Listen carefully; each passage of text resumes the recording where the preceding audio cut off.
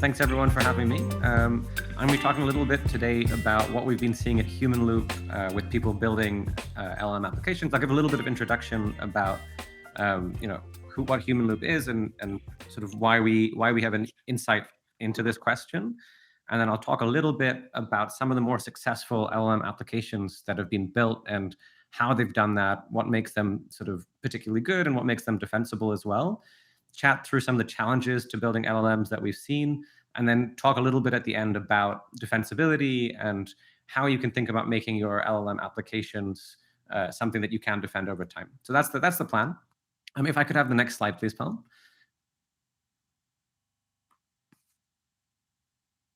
Thank you. I'm sort of at a high level, what is Humanloop? We build developer tools to help you build useful applications with LLMs, focused around prototyping and then understanding how well your apps are working in production and being able to use that evaluation data to improve them over time. And so because of that, we've seen a lot of people go on this journey from idea to deployed application. And we started to see emerging best practices and what is and isn't working for people. And so that's what I'm going to try and use to inform the talk today. And I'm going to try and pick up on a couple of specific instances of applications that have been very successful and kind of talk through how they've managed to achieve that success and the components of an LLM application, and then kind of build into that sort of best practices that we're seeing and a little bit of a discussion about how you can improve your own applications. And so if I may have the next slide, please. The first kind of app I want to talk about today is GitHub Copilot, because I think this is by far and away the most successful and most used, maybe other than ChatGPT, sort of large language model application that's got mass adoption, right? It's got over 1 million users, I think, now, and it's growing pretty fast. And it's been able to win over a historically quite challenging audience, right? I think developers are particularly picky about the tools they use, especially to have an AI programmer. And so what I want to dig into is the anatomy of GitHub Copilot as an application. How is it built? And then chat a little bit about what makes it so good, because in some senses, it's built on the same base models that we all have access to, right? Everyone has access now to the GPT-3 model suite, which is what it's kind of based on. And yet somehow they've been able to make an application that, I think is significantly better than a lot of the competitors out there. And it's not just distribution that's allowed them to do this. So I want to chat through that. So that's the first thing I want to talk about. If I may have the next slide. Sorry, back one. Okay, can you go forward two? I think we're missing a slide. Here we go. And so when sorry. It was the previous slide. Thank you. Sorry, not having control of these. Yeah. So the first thing I want to talk about before I dive into the specific instance of GitHub Copilot as an app is the kind of components of a large language model application. And I think of LLM apps as being composed of what I think of as LLM blocks. So you might have many of these repeated in sequence or put together by an agent, but at its core, each piece has the same three components, which is some kind of base model. So that could be GPT-3, it could be an open source model like Llama, but this is a pre-trained language model that is generic and can be used for many different tasks. There's a prompt template, which is the structure of the sort of message. So this is an instruction to the model with maybe some extra gaps where you're going to have either user-defined input or data that's going to be fed in, and then some data selection strategy for how you're going to populate those at test time. And so if we look at a specific instance of this in the case of GitHub Copilot, if I could have the next slide, then GitHub Copilot has as its base model, right, that first component is a 12 billion parameter GPT model. So it's a code-trained, pre-trained model, but it's significantly smaller than, say, GPT-3, which was maybe 10x in size. And the reason for that is in this instance, they wanted to have something custom fine-tuned for code, but also that was small enough to have low latency so that when you're trying to get suggestions from it, you're not having to wait for a long time. And so that's a critical component, right? They've chosen carefully an appropriate base model for this use case where latency concerns guide what's possible. You would probably get better code generated from a larger model, but at the expense of having much higher latency. And then they have an interesting and quite complicated strategy for figuring out what to feed into a prompt template. So what they're doing is they're looking at where your cursor is, looking at neighboring files that you've recently touched, and trying to find, based on the code that's just behind your cursor, they compare the edit distance or Jacquard similarity of different parts of code in other files, and then use that to extract those sections and put them into a prompt that they then feed to this 12 billion parameter model. And after that, they then also have a system set up for very careful evaluation capture. So the way they do this is they look at the acceptance rate of your suggested code, but they don't look at just, did you accept a suggestion from GitHub Copilot? They also look at whether that code stays in the code base, whether it stays there after a few minutes, whether it stays there after a few seconds. And so they're able to understand whether the suggestion was good in production across millions of users. And these components taken together start to give them both an excellent application and also something that becomes defensible over time, because they can run this regular loop of basically putting something into the hands of millions of developers, watching them use it. And because they have excellent evaluation data, they're able to then work out what worked well and retrain and fine tune on a regular basis. And so the model can get better and better at this task over time. And so I think Copilot has the anatomy of what I think of as like a really excellent example of what you can do here, where they've made a very careful decision about an appropriate base model that makes sense for their use case. They've iterated on and done a lot of experimentation around what is the right strategy for what I should include in my prompt. What data should I be pulling? Where should it be coming from? They're deeply integrating with a particular user's code base. So it's not just generic, but actually sort of is able to be adapted to that user. And then they're using evaluation to improve models over time. And so if we kind of step a slide forwards, if we could step it, thank you. I think that this sort of like highlights if we think about those three pieces that make up an LLM app block or make up GitHub Copilot, we need to find a way to make each of these excellent. So we have to have like an appropriate base model that's the right size, that's been fine-tuned for the task, or that has good sort of performance. We need a way to get the prompt engineering to work well. And I think sort of on this side, I try to put together some of the challenges that you face when you're doing that. And then finally, you need a way to measure performance that you can improve things over time. And so what we've seen when people come to do this in production is that there's kind of a few challenges that come up again and again. And the first is that prompt engineering is still a bit of an art. So small changes in prompt templates can have surprisingly big outcomes on performance. And that means that it has to be very, very iterative. You have to have a fast feedback loop, and you need to be able to experiment a lot. You sort of can get a first version very, very quickly, but then getting towards something that's truly excellent takes time. Another problem that we see pretty consistently, and I think like others will have spoken about this as well, is the need to try and make LLMs more factual and finding ways to overcome their, the fact that they hallucinate and make things up. Evaluation is another one that's particularly challenging for LLM apps. And I think this is different for LLMs than most traditional software, because we're beginning to use these things for applications that are much more subjective than we might have in the past. So if you're generating marketing copy or you're sending an email, then there isn't a ground truth answer that you can just look at and say, okay, that's the correct thing. You need some way to measure performance based off what your users think is the right answer. Latency and cost, is something that we have to figure out ways to choose from the appropriate app. And then I think the one that we'll talk about a little bit when we come to defensibility is if you've just got GPT plus a simple prompt, then it's a very thin moat, and you need some way to overcome that. And so I just stepped through these kind of one by one. So we go to the next slide, please. Just wanted to explain a little bit more about like why prompt engineering is so important and the kinds of small changes that make a big difference.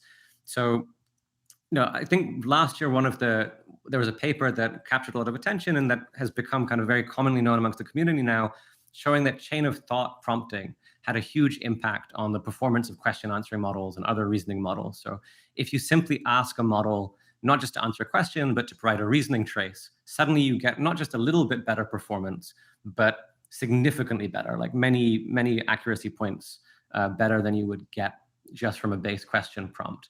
And this is now well known amongst the community, but the surprising thing is that there are still many more tricks like this out there to be discovered. People are constantly finding new ways, whether it's the format, asking models to be formatted in certain ways, to take on a particular role.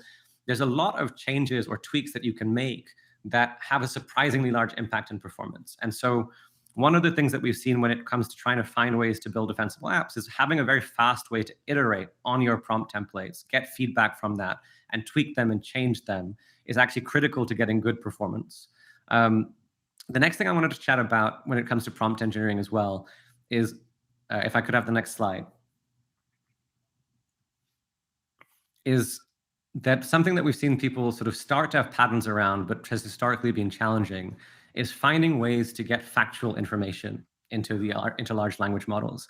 And so one thing that we think is going to be super critical here, and again, we're seeing examples of this in practice, is giving LLMs access to tools. And there's been a few other talks touching on this today, but a common emerging pattern for this is to sort of take the documents that you want to give the model access to, split them into pieces, embed them with a large language model, and then make those embeddings available to your model when it's doing generations. And what we've been looking at is sort of finding ways to make this accessible in an interactive environment so that you can experiment with that much the same way that you would with your prompt templates themselves. And if I could have the next slide.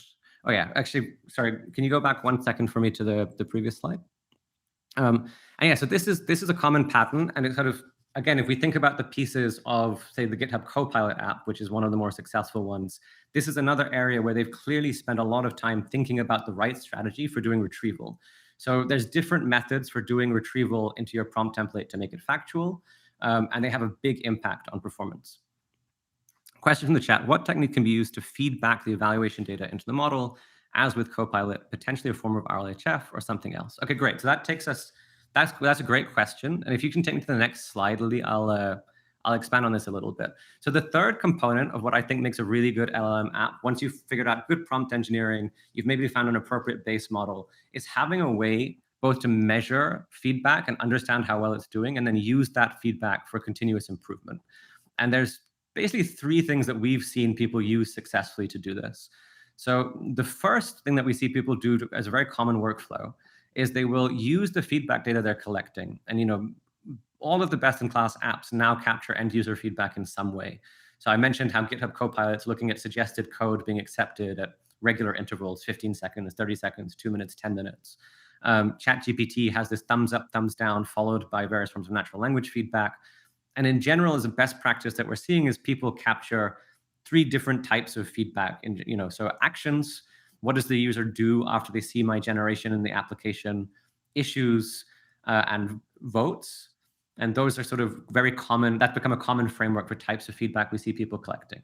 And then once you've collected this feedback, the things that we see people do to improve their applications, one is look at the cases that are failing, form a hypothesis about why, and then try to edit and try to do prompt engineering to improve that. And so that might be realizing that actually your retrieval step is failing. It's not giving the model the right section of the code. It might be realizing that actually you need to encourage the model to be less repetitive, or you need to tweak it a little bit in some way. So we see a very common loop of people putting something in production, filtering the data to see the failure cases, inspecting them manually, and then trying to do some round of prompt engineering to improve that. The second kind of step beyond that is when people actually come to fine-tune their models. And we see two forms of fine-tuning being used. And if I could have the next slide. So the first is actually pretty straightforward, supervised fine-tuning. So the idea here is that you're just filtering the data set by things that have worked well for other customers, or that you have some reason to believe have worked well, fine-tuning and then repeating that process. And so there's this cycle that we see really commonly, which is to generate data from a model, whether that's in production. So you're running GPT-3, or in the case of Copilot, you're running this 12 billion parameter model in production for some time, capturing all of this feedback data, filtering down to some subset that's worked well, and then fine-tuning the model on that and repeating this process. And as you do that, you can get better and better performance on your specific subset of tasks. And that's something that we're seeing in production, but it's also being demonstrated in the academic literature as well. So there was a paper called STAR that was looking at doing this for reasoning. So they took a set of reasoning tasks, used a model to generate chain of thought prompts, filtered, and retrained the model. And they're able to show that models get better at reasoning. And there's quite a few instances like that. And then the third way of doing this, as someone asked about, is RLHF. We see fewer people doing RLHF in the wild because it's more complicated to do. I can think of a few startups that have done it, but actually the gap between doing no fine-tuning and even just supervised fine-tuning is really large. You can get significant reductions in cost and latency if you're able to fine-tune a smaller model, and you also get an application that's more customized for your specific use case. And so when it comes to defensibility, we've seen that fine-tuning for performance can actually be a very, very significant advantage. And one thing I wanted to chat about, if I could have the next slide, is a common question we get, which is when to use prompt engineering versus fine-tuning. Because I think there's some skepticism about the benefits of fine-tuning, or it requires a lot of extra work, and you can get quite far just by adjusting prompts. And so when should you think about, should I sort of do prompt engineering or should I fine-tune?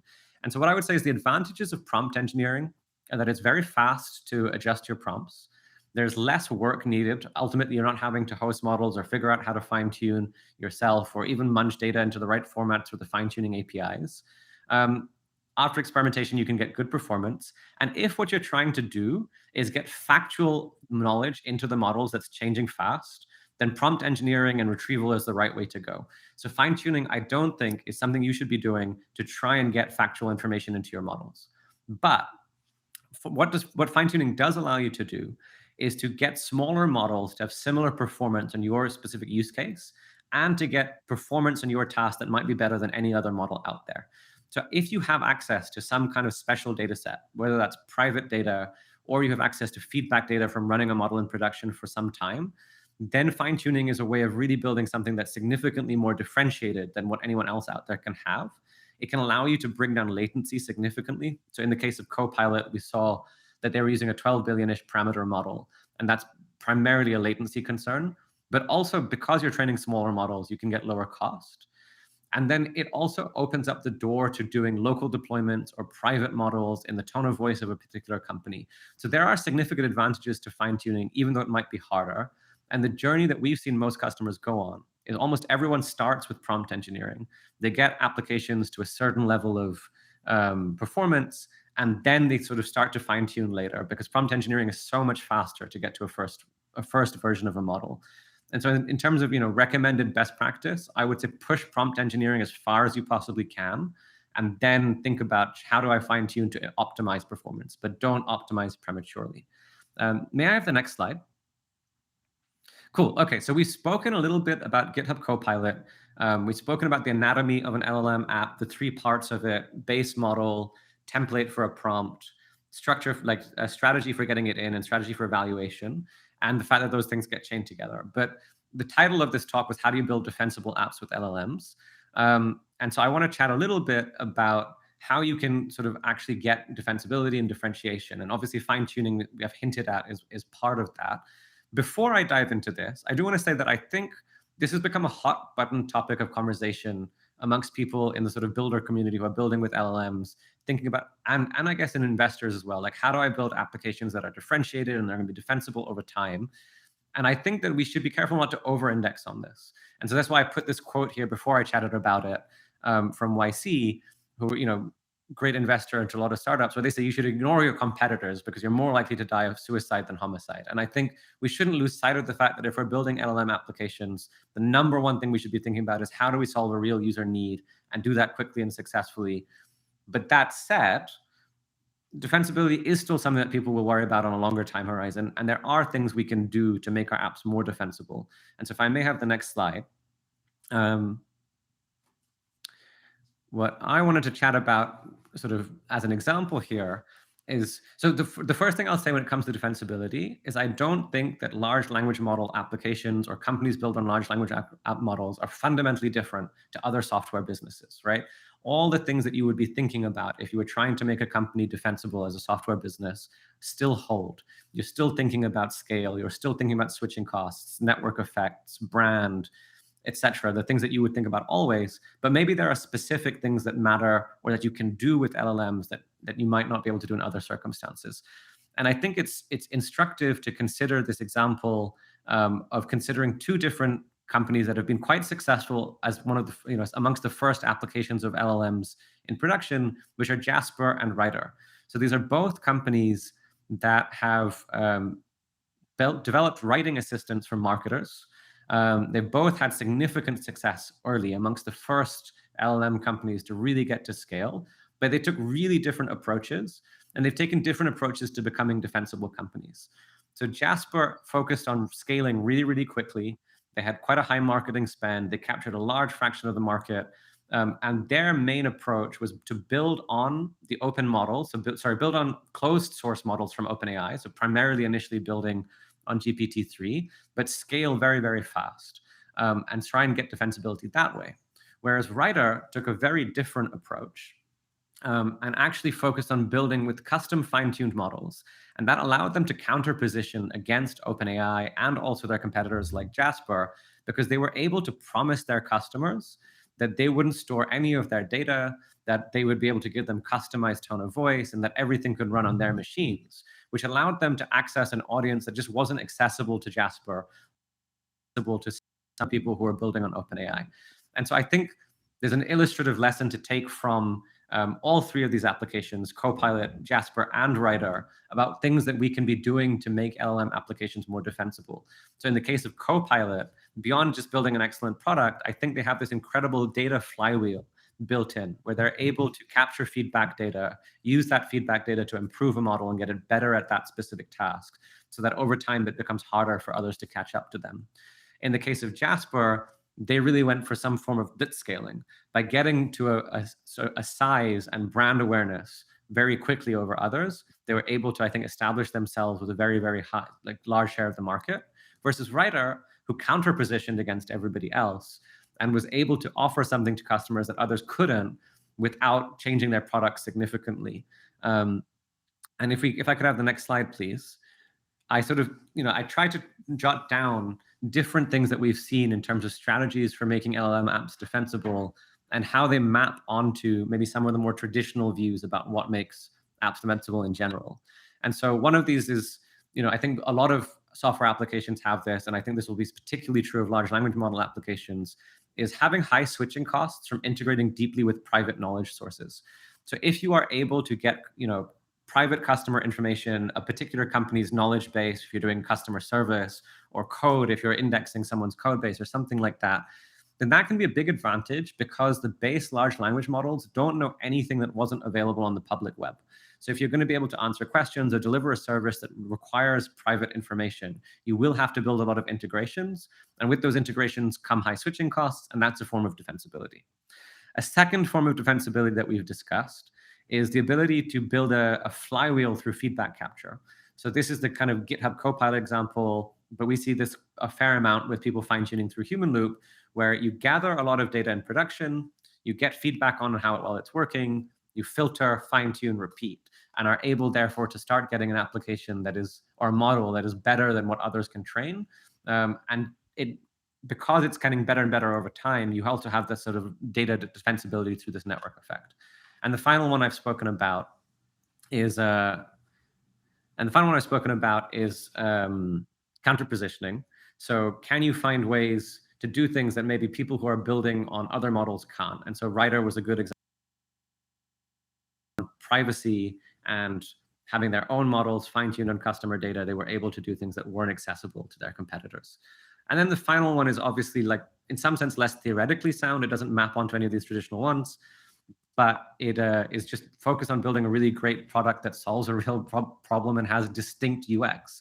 I think GitHub Copilot is another example of this, where they thought about building something that had fault-tolerant UX, because large language models, we know, are not completely reliable. And so they thought about, how can we provide something really useful to people whilst knowing that it can't get everything right all the time, and completion and suggestion with sort of having your code in context works really, really well for that.